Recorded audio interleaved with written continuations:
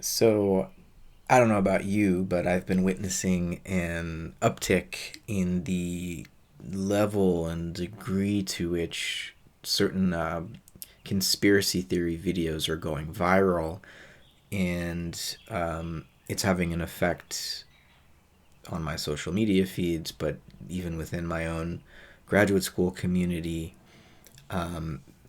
There's a way in which, in this present moment of great disorientation, the collapse of the real, like, precipitous collapse of institutions that we have been relying on for all of modernity. Things couldn't be moving more rapidly, and in this vacuum, there seems to be a rushing in of a type of sense making that is degraded, that is the product of panic, and it's all very reactionary. I mean, Plandemic, of course, is the most recent one, but I'm sure tomorrow there'll be another one. And the funny thing about this is, I mean, I kind of have my own conspiracy theory about who's really behind all the conspiracy theory videos, because it seems like one, if there really was like a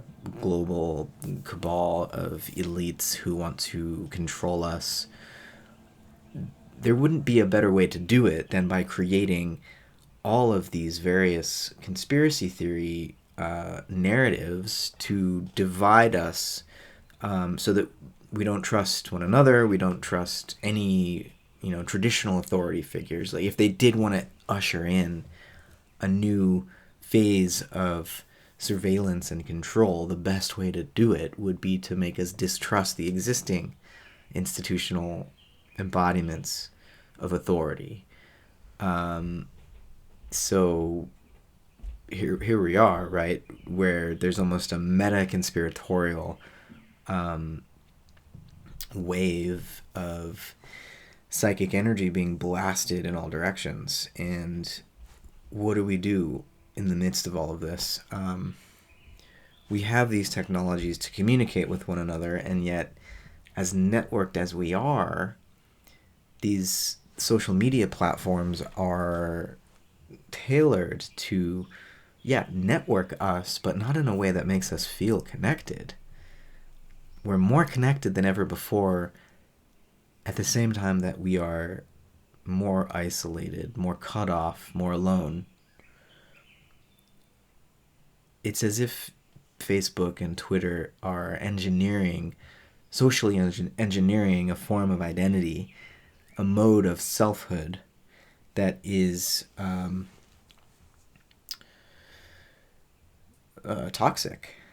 It's poisoning our organism, our psychosomatic life system. It's literally poisoning us, and it's leading us, as poisoned in this reactionary, paranoid state, to continue to destroy the biosphere, at ever increasing rates. Like, even during this global pause, we're still running all of the industrial energy infrastructure to power all of our gadgets, and we're running the whole economy on servers, and that's still producing a lot of environmental degradation. And so, how do we calm ourselves down and actually connect? I'm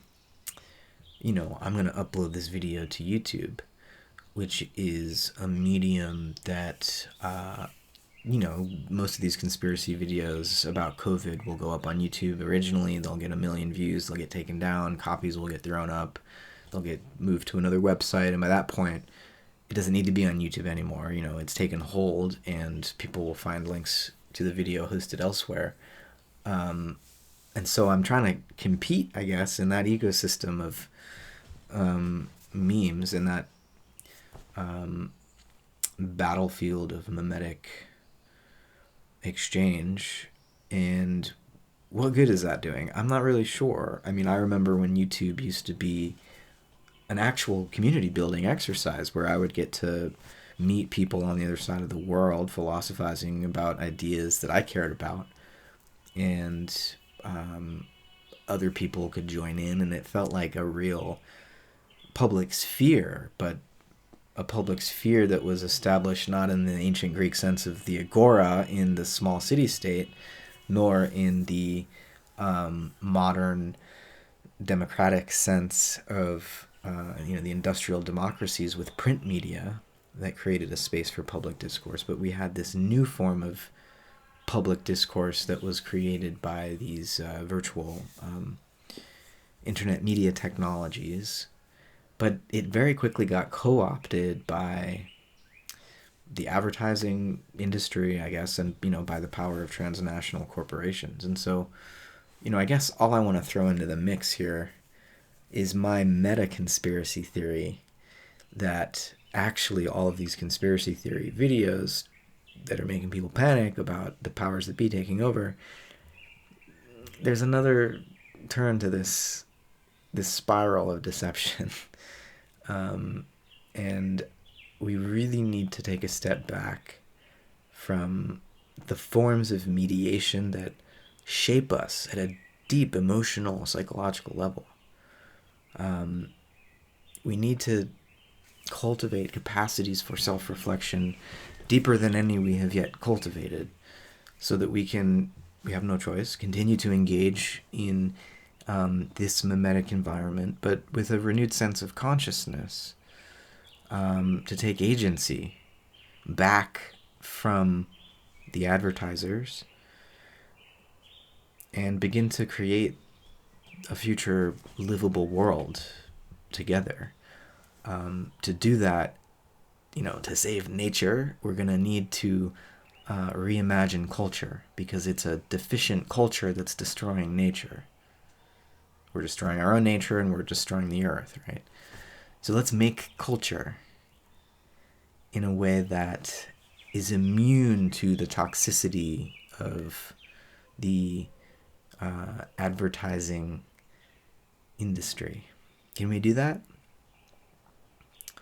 No, not alone, and not just by making and posting videos, right? But we can use this medium to organize new structures of meaning, so that we can see through the distortions and the distractions of the corporate media complex, which isn't separate from the social media complex. I mean, there's a new media, where the Quillettes and the Alex Jones, I'm not trying to equate the two, but these alternative sources of media commentary and opinion that challenge the mainstream media narrative are still, I think, part of a form of memetic warfare that's not allowing us to level up. It's not allowing us to cultivate collective intelligence. It's tribalism still. It remains tribalist.